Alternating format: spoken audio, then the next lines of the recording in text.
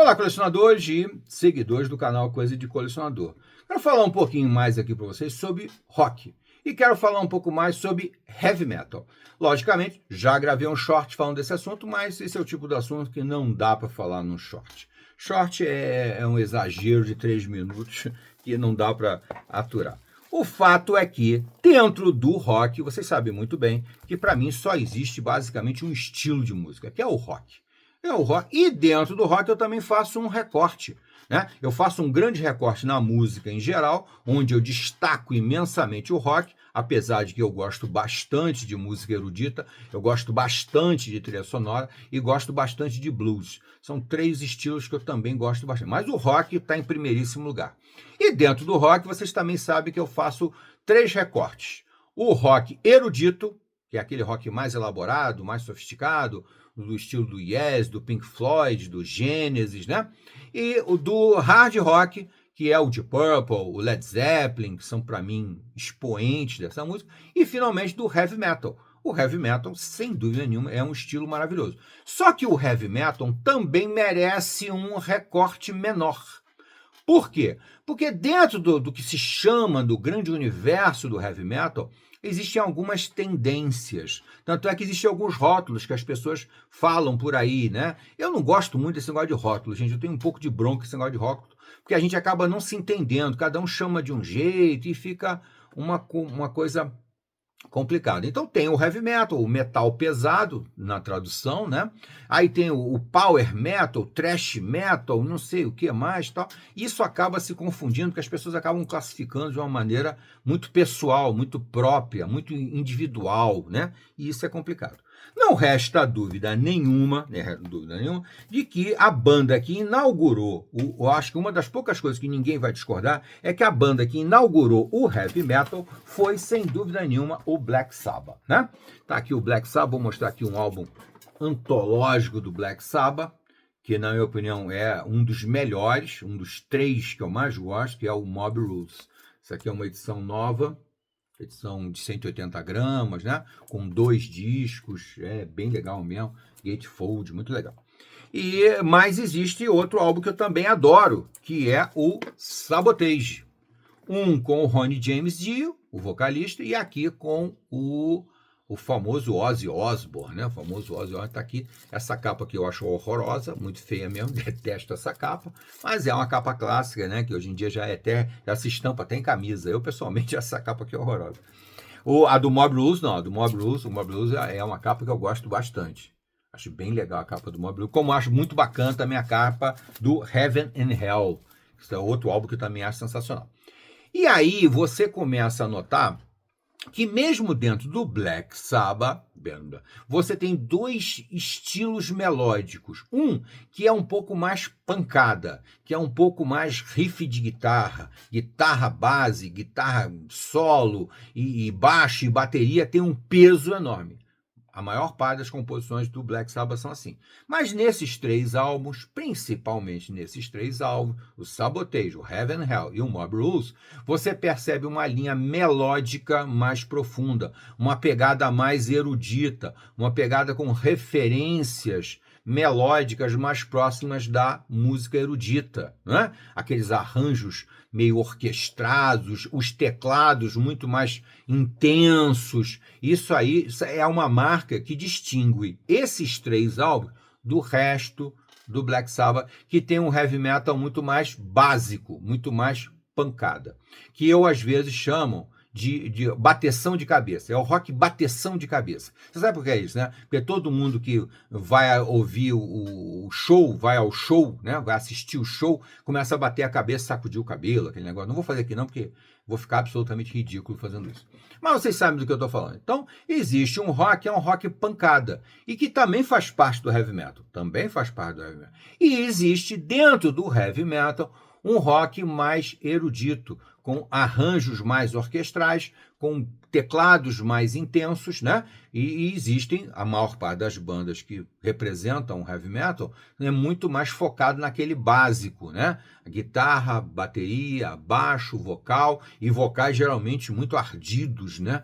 muito agressivos, né? Muito pouco melódicos, muito pouco cantados, muito mais até falados, né? E isso também faz parte do heavy metal. E esse não é um rock, não é o heavy metal que me agrada. O que me agrada é o heavy metal mais erudito, mais sofisticado, com mais arranjos, com mais melodia, né? Que são esses 3 álbuns do Black Sabbath, são exemplos perfeitos. Se você ouvir hoje, quiser depois do nosso vídeo aqui, ouvir o Black Sabbath, faça uma audição fazendo uma distinção entre os primeiros álbuns do Black Sabbath e principalmente o Sabotage. Vamos só botar o Ozzy aí, só o Ozzy. Ouça todos eles até o Sabotage. Aí você vai perceber que o Sabotage se diferencia. Não é que seja melhor nem pior. Ele se diferencia dos anteriores por uma questão melódica, de arranjos, de sofisticação, de teclados, tá? Então isso aí é uma base para você entender aonde eu quero chegar. Depois do Black Sabbath, uma das bandas que recuperou esse gênero heavy metal, que eu chamo de heavy metal erudito, né? Tem gente que chama de metal progressivo, porque se associa um pouco àquele rock que eles chamam de progressivo. Eu detesto essa expressão rock progressivo, para mim essa expressão não diz nada, é uma expressão vazia, né? Ou aquele rock é um rock também erudito, porque é um rock que bebe de fontes mais antigas, da música clássica, dos blues, dos rocks mais antigos, do jazz, de coisas mais antigas. Então não tem nada de progressivo, pelo contrário, é regressivo. E da mesma maneira, o heavy metal, que começa a surgir nos anos 90, o novo heavy metal dos anos 90, ele vem com uma roupagem muito mais erudita, tá? E uma das bandas que é uma marca disso, ou talvez a banda que inaugure essa nova fase, né, do heavy metal, é sem dúvida nenhuma o Dream Theater. O Dream Theater é a banda que recupera o heavy metal, traz o heavy metal para tona e, acima de tudo, o heavy metal erudito, com arranjos, com orquestrações, com muitos teclados. O teclado é muito importante no Dream Theater. Logicamente, você tem que saber qual é a sua escola de heavy metal. Da mesma maneira que acontece com outros itens da cultura, quadrinhos, séries, filmes, o que você quiser, você tem que saber qual é a sua praia. Mesmo dentro do heavy metal, você tem uma tendência mais pancada, mais bateção de cabeça, e tem uma tendência que gosta de uma coisa mais lírica, mais sofisticada, mais orquestrada, mais arranjada, tal, que é principalmente, talvez o álbum que mais exemplifique isso é esse aqui, o Metropolis 2, Scenes from a Memory. Inclusive é um álbum que eu indico direto, quem quiser conhecer o Dream Theater, pode começar por esse aqui, Metropolis 2, Scenes from a Memory, que é um exemplo muito perfeito, não só do estilo Dream Theater, mas também do que eu acho mais interessante da obra do Dream Theater. Por quê? Porque a obra do Dream Theater é uma obra que tem 16 álbuns de estúdio. Só de estúdio são 16 álbuns, tá? Quer dizer, é uma discografia bem longa, né? E aí você vai perceber essas mudanças, essas dissonâncias que acontecem ao longo da carreira do Dream Theater. Ele começa com álbuns muito melódicos, muito heavy metal erudito, com músicas bem complexas, com arranjos, com teclados, que é o caso dos 3, 4 primeiros álbuns, até o Metrópolis 2, até o Metrópolis que saiu em 1999, esse aqui é o 1999, os álbuns do Dream Theater, todos eles tinham essa vocação de rock, de heavy metal erudito. Exatamente depois, eu acho que eles chegaram no ápice da coisa, no Metrópolis 2, e aí a tendência foi uma certa queda. E aí a sequência de álbuns que vem depois do Metrópolis 2, são 5 álbuns mais ou menos, eles têm uma tendência de um heavy metal muito mais pancada, muito mais pesado, muito mais duro, muito menos melódico, muito menos arranjado, muito menos teclados, que é isso que eu estou falando aqui desde o início. É uma tendência. E quando chega lá para 2013, mais ou menos, eles começam então a recuperar essa coisa do heavy metal erudito. e os álbuns que vêm depois, que é o caso, por exemplo, do The Dramatic, mas esqueci o nome do álbum agora. The Dramatic Turn of Events. The Dramatic Turn of Events é uma recuperação. Ele volta a fazer e aí os álbuns passam a ser mais melódicos, mais heavy metal erudito, tá? E nessa onda aí, eles inclusive fizeram uma homenagem belíssima a esse álbum aqui, tá? Nota que a capa tem uma semelhança, só que aqui é uma face mais humana e aqui é uma caveira, mas com a mesma pegada, né? Porque aqui eles estavam lançando o álbum Distance from the Time. A Distance... Esqueci agora o nome do álbum. O Distance from Time, que é a Distance Over Time.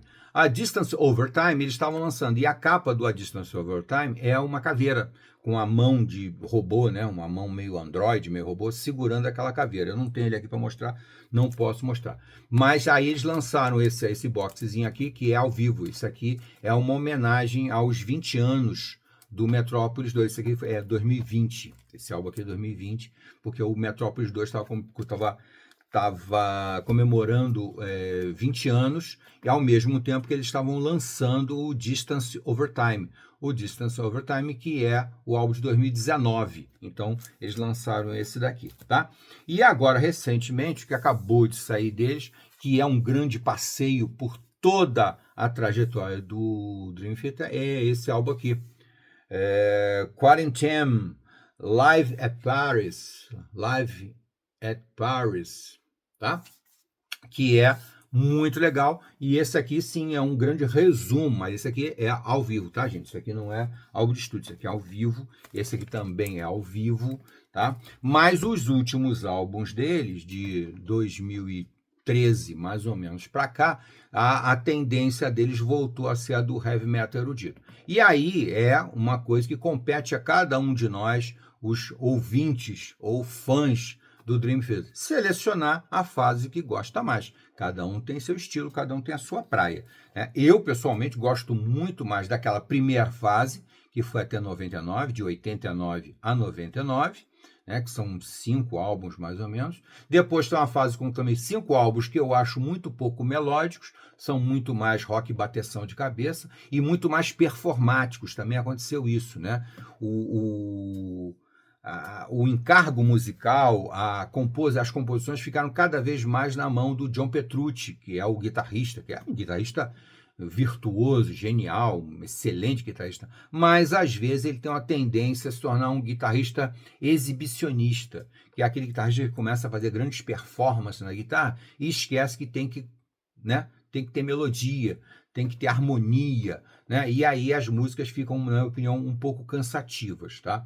Mas foi essa fase, foram mais ou menos 5 álbuns nessa fase que eu pessoalmente não gosto, e depois em 2013 eles voltam com um álbum que não tem nome, que é apenas Dream Theater, e aí você percebe que, aliás, anterior, A Dramatic Turn of Events, é o anterior, é 2013, o outro é 2016, se eu não me engano. Agora a memória, não, 2016 é o que eu gosto muito também, é o The Astonishing. O The Astonishing, na minha opinião, é o novo ápice da carreira do Dream Theater. O Metrópolis 2 em 99 e o The Astonishing em 2016. Mas, mais uma vez, eu repito, esses 2 álbuns são as apoteoses do Dream Theater. Por quê? Porque, para o meu gosto, é muito mais legal o heavy metal erudito, com arranjos mais sofisticados, com mais teclados, com mais sofisticação, tá? Com mais melodia, primando pela melodia e menos para os riffs de guitarra, para as pancadarias na bateria e no baixo, tá? Eu espero que vocês tenham gostado dessa opinião e não deixem de colocar seu comentário, é fundamental, de curtir, de compartilhar. Até a próxima.